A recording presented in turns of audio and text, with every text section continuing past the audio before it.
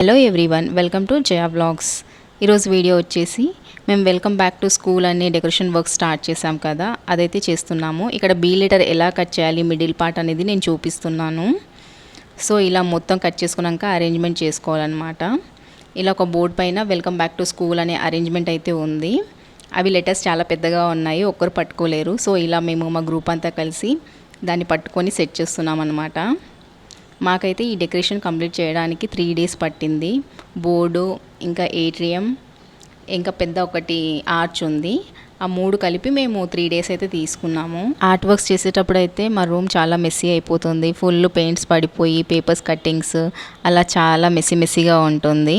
మొత్తం అయిపోయాక నేనైతే మంచిగా ఫోటోలు వీడియోలు తీసుకున్నాను.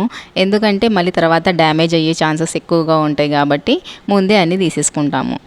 సో మా డెకరేషన్ ఎలా ఉందో కమెంట్ చేయండి.